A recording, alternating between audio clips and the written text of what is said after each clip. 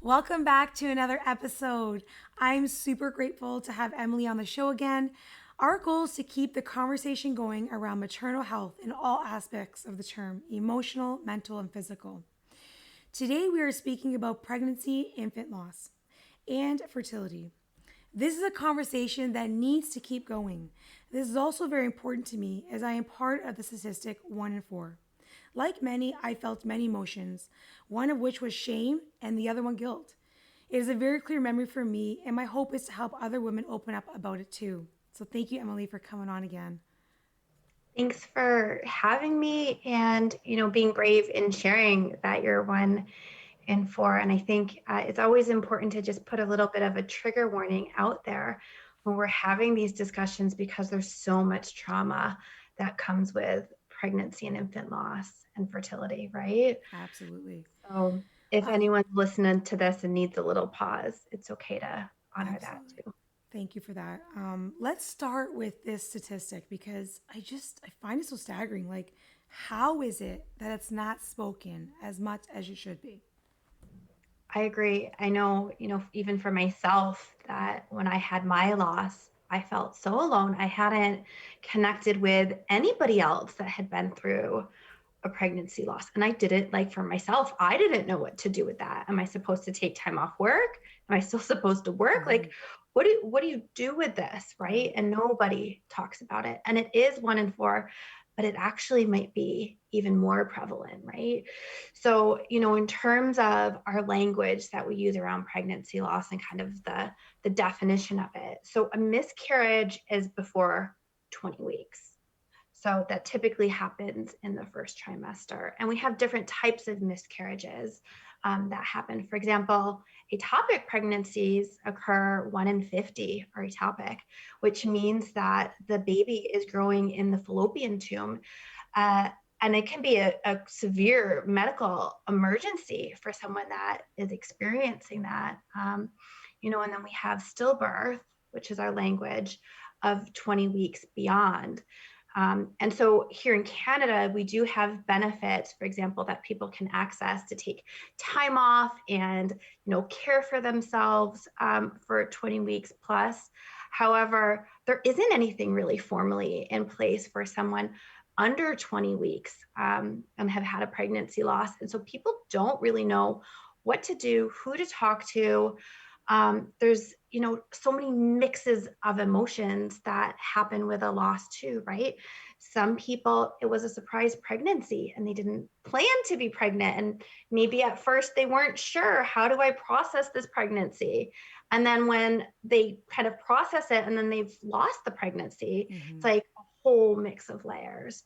Or someone that's been going through the fertility process, right? Like there's so many dynamics that come with pregnancy loss. Yeah, 1 in 4, but I think it's really um, probably more prevalent that Wow. people haven't shared. Sometimes people don't know if it's a really early loss as well. Right. I feel like this kind of happened for me, and I'm open to sharing my story. For a long time, I didn't. I mean, you just feel kind of like you're the only one in this huge ocean, but you're not. I think it's when you feel comfortable enough talking about it, that's when you realizing that there are more people going through it. So when I had my miscarriage, I did feel like you just experienced. It was a surprise pregnancy after many, many years. And at first, it was disbelief, then coming to terms that we are having a child, Right. then just happiness, sharing it with our boys. I think that was the hardest part. It was sharing it with family, and then all of a sudden, the fear of, is something happening to me? You don't know.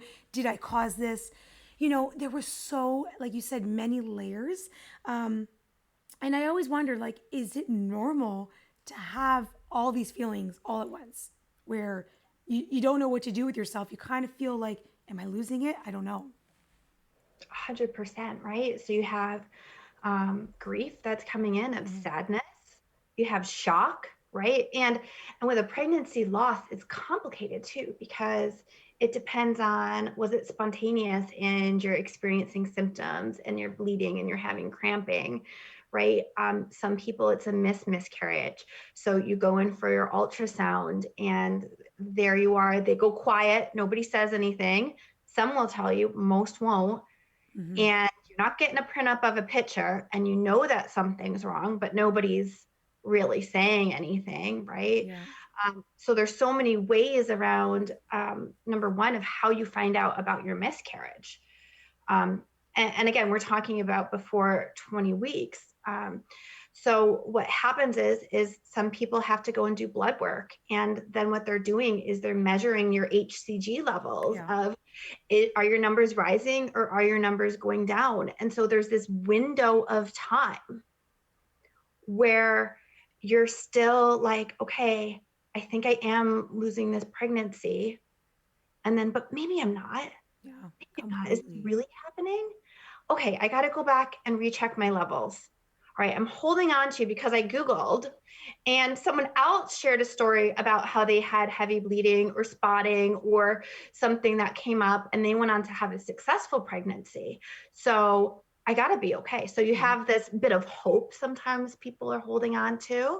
Yeah. Um, but then that's compiled with wait, if I'm letting hope, then this crash down of this pregnancy loss is gonna be so huge that I need to tell myself that I know that this is a loss. So, or feeling angry, or feeling guilt, or Mm-hmm. the blame, right? Maybe I shouldn't have had my deli meat, Yeah. right? Like whatever I it is, know. Yeah. and there's so much information around there around what people think that the rules that they should be following in pregnancy, right? We have so much information out there that we inundate with people, and what that leaves is so much guilt and shame if someone, for example, had their turkey sandwich, Yeah. right? And you're right. You're completely right. Like everything you're saying is completely right. It's one of those things where you get pregnant. It's not really spoken about. It's like, this could happen. Okay, moving on. And then you're experiencing exactly what happened. You're like in a week of like a time warp. You're checking the numbers. You don't know what to do. You have to function at work. You have to be a mom. You have to be a wife. You have to keep it together. But then there's moments where you're in fear of waking up the next day for fear of loss. And Right. I feel like, it's the wording around the miscarriage that I think needs to change. Like, for example, when, eventually I I was with the doctor and the numbers and, going in, and I had that feeling, you always have that feeling that this is the end. Mhm. And you try to be as brave as you can. And the tech is like saying things, or in my experience, well, at least you have two other children. Mhm. It is in that moment that you realize, wait a minute, should I am grateful for my other two, of course, but should she be saying this to me? You feel empty already. Um, so I feel like that is where the work needs to be done. It's the wording. It's what to say to someone who is going through fertility issues. What to say to someone who just experienced a miscarriage. Like no one knows what to say. And when you go to your doctor, it's okay. Well, take a few months off and la la. It's Totally. like nothing happened. It's like just check up. Do you know Yep. what I mean? It's just how can we change the conversation? That's what I'm always concerned about. Well, I think it starts with people like yourself, Mm-hmm. where we're sharing our experiences and we're sharing what that has been so that we can come, trauma informed when we're interfacing with people, right? Um, whether it's a healthcare provider or friends or family, the at least is anything that's coming out of your mouth with at least is the very worst thing that you can be saying. So stop in that moment, Mm-hmm. right? Because what at least is doing is it's minimizing and it's devaluating what someone's experience is, right?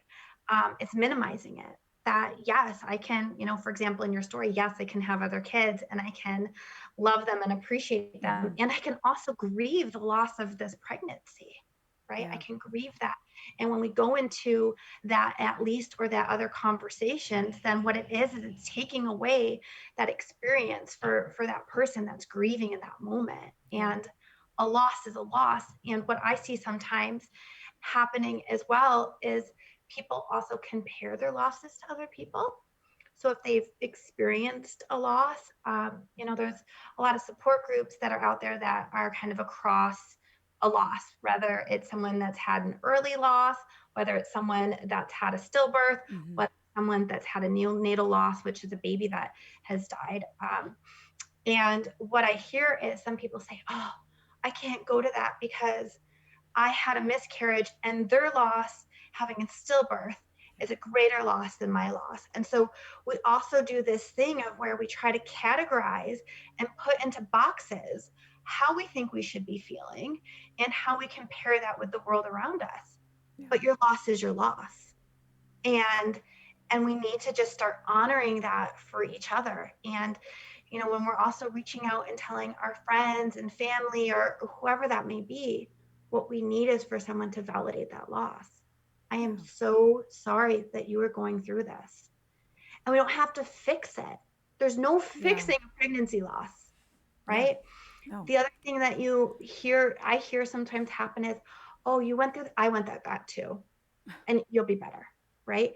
And again, it's yes, that shared connection of I can relate to you on this level, but you're taking your story and taking away from that other person that's Yeah. showing up to you right now and saying, I'm feeling really raw and vulnerable about what I've been through, right? Yeah. That's a good one. Your loss is your loss. And you hit it on the nail. That's exactly the reason I feel, in my experience, I've kept it in so long because I've heard, through member stories and, just connection through a community of other greater losses that you don't ever want to take it away from them. So you just keep quiet. And, realizing over the years that that's probably not the best solution. Like we just said, having the conversation and honoring each other's loss, I think is just the start. 100. So what are some resources that you and your community provide for women like myself that have went through this? Yeah, absolutely. So, at Maternal Health Niagara, we specialize in kind of reproductive period and beyond. So, we're working with people that have gone through fertility challenges. So, a loss in a fertility challenge is constant losses, right? It's the loss of being able to get pregnant right away as you had planned, Mm-hmm. maybe. It's the loss of, the natural, like the kind of natural trying where you're tracking and doing all these things. So there's a lot of complex grief and loss around fertility issues that we support. We also support pregnancy and infant loss on our team and maternal mental health. And then a pregnancy after loss is not the same because it kind of your innocence has been taken when you've experienced a loss and then feeling pregnant, going through a pregnancy after that, it can be re-triggering around what your previous loss was. So we do a lot of work around that here on our team. We have, I'm also part of Baby's Breath, which is here in Canada. And it is really amazing charity, non-for-profit, where they pay for 5 sessions for it can be the person that's had the loss. Let's not forget the partners that are going through it Mm-hmm. that maybe don't know how to support and they're grieving and they're trying to stay, strong for their other spouse or family members.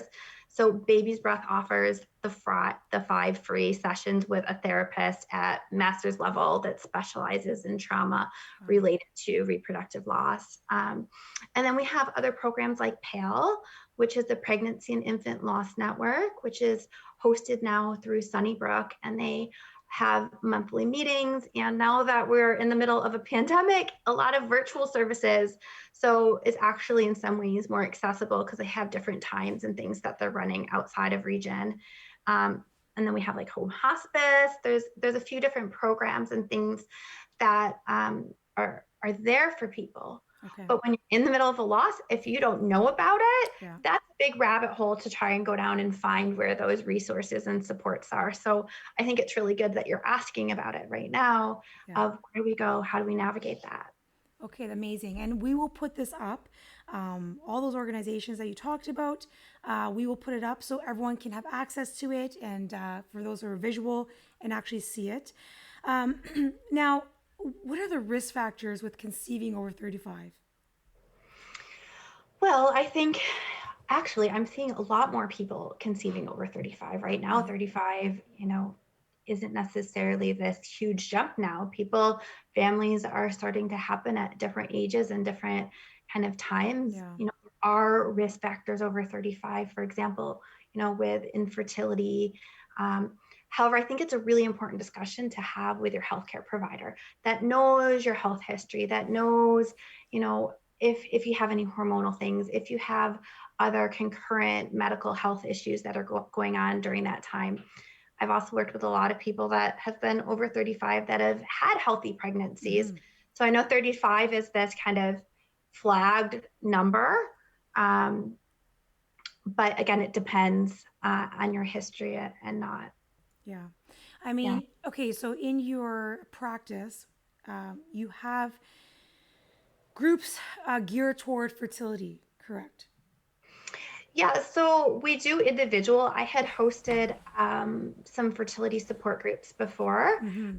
So personal and it's so private that some people were coming to it and it just was hard to get people to come and really talk about their journey because you're right, there's so many kind of layers and stigma and fertility just it can hit people at so many different ways. We have people that have had fertility issues before the age of 35 and what infertility is kind of defined as if you're under the age of 35 and you've been trying to conceive. So if you're in a heterosexual relationship and you're having sex on a regular basis for over a year and you haven't conceived, then that would be like you need to follow up with a clinic.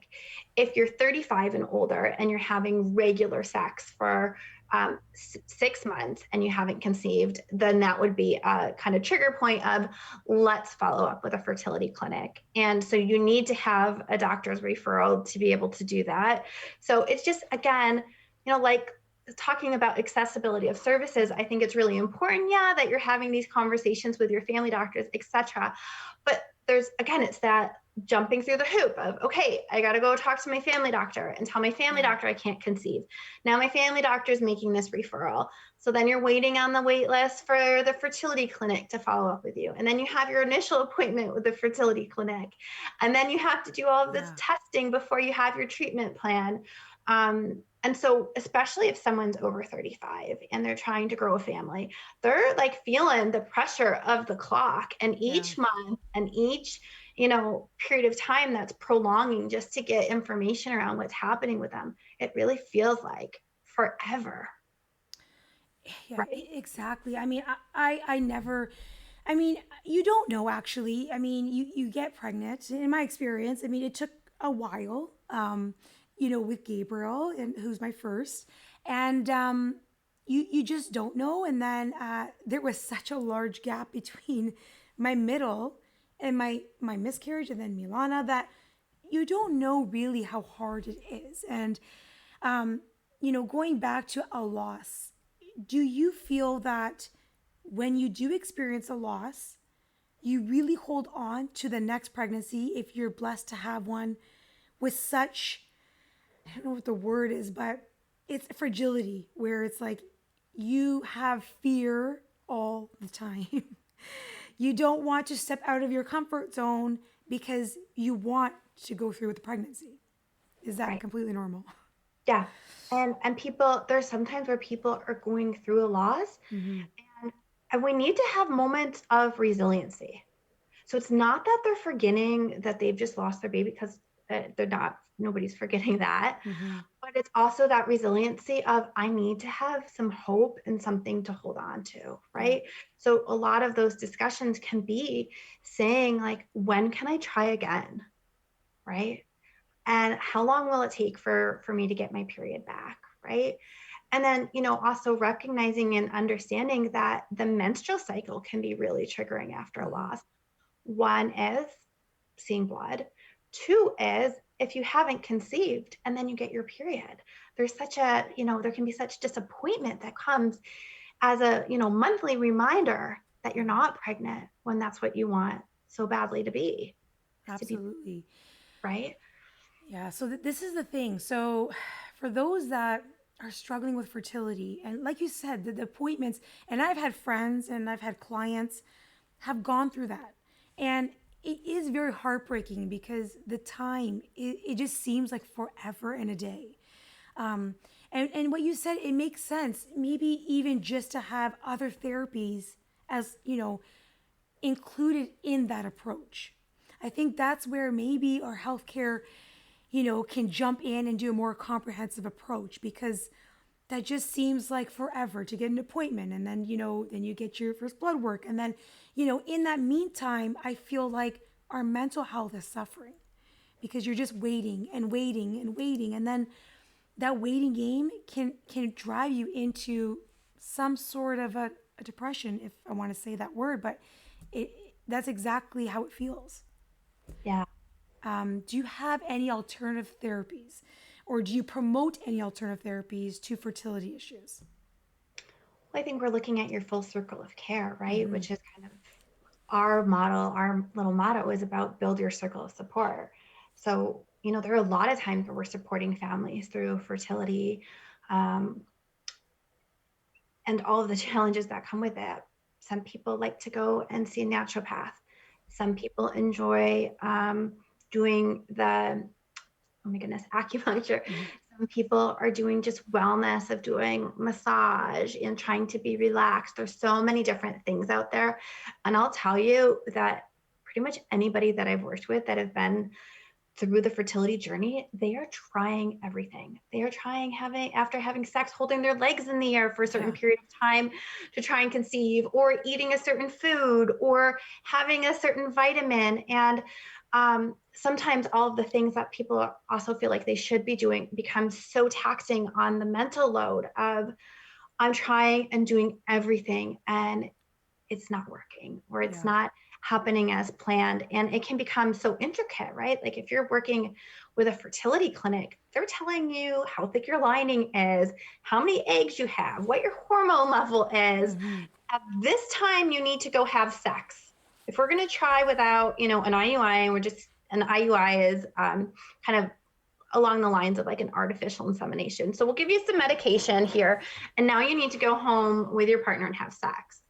Yeah. Well, that takes away some spontaneity. And so what happens with that then is it also impacts your relationship at a certain layer. So instead of having sex for intimacy and connection, it becomes like everybody at this clinic knows you're having sex. And if other people know, oh yeah, we're Yeah. trying tonight. And so a lot of privacy, a lot of things shift when we're going through fertility, and then the loss that comes with it, or the 2 week wait, which is a big, I don't know if you've heard of the concept of the 2 week wait, but Oh yeah. what that's talking about is from when you've conceived, that 2 week period of literally waiting to find out if it worked. And that can be such an agonizing period of time for people. So some people like doing bullet journaling. We're talking about how do we build in some wellness so you Yeah. have some resources in place for you, while you're always probably going to have this in the back of your mind around what's happening and what's going on, but also holding a space for some wellness, Mm-hmm. some rewarding activity, something that can, honor you in your journey as well. Wow. Right. What do you think are the steps that someone should take? Let's start off with pregnancy loss. Yeah. What are some of the steps that someone should take if they're experiencing this right now, or it is post traumatic? Because in my experience, it was very traumatic at the time, not knowing what was going on. It was my first. And then, when I had my third, it also brings back the memories of, I want to keep her healthy. I want to keep her, it just never ends. And you Mm-hmm. always have it in the back of your mind. And you always want to honor that. But at the same time, what are the steps that, a mother should take in order to feel like I have support? Right. Well, I think we look at, number one, kind of breaking down who is in your existing support circle, who could be an emotional support. And an emotional support is someone that can hold that space for you and understand and say, like, Michelle, I am here for you. I am so sorry that you're going through this. Nobody deserves that. You can call me anytime, right? Yeah. So that's like your emotional support. Then we have like the practical support of people that can kind of bring by things or drop things off. And they don't even have to know you're going through it if you don't want them to. Mm-hmm. I'm having a really hard week. Could you drop off dinner, right?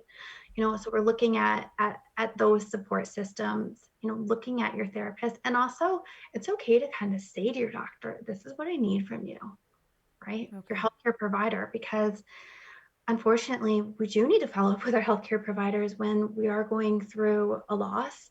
So you can identify with them, this is what I need from you right now. And if they're not able to do that, really kind of reflecting on what do you need and where can you get that?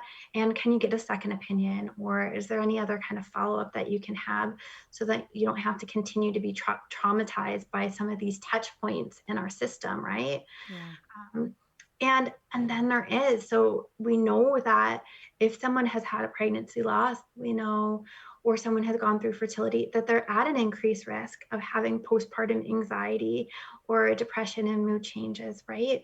Um, and so that's a really real experience of almost that hypervigilance of, I want to make sure that my child's safe and that they're okay. And are they, what am I doing to help them feel safe in the world? And so part of that can also be the trauma lens that we carry as women of was that our fault? And it's our responsibility to make sure that our kids are safe all the time. So again, these are all of the layers of Mm-hmm. trauma and how it interfaces and how it builds in and how we hold that, right? Okay. So this is a real experience. Like this is not something that just happens because sometimes I feel like I speak for a lot that have gone through this. We call it a rainbow baby for a reason. Sunshine and rainbows every time you look into their eyes. But on the other side of that coin, you think she's brought so much happiness or your child brought so much happiness.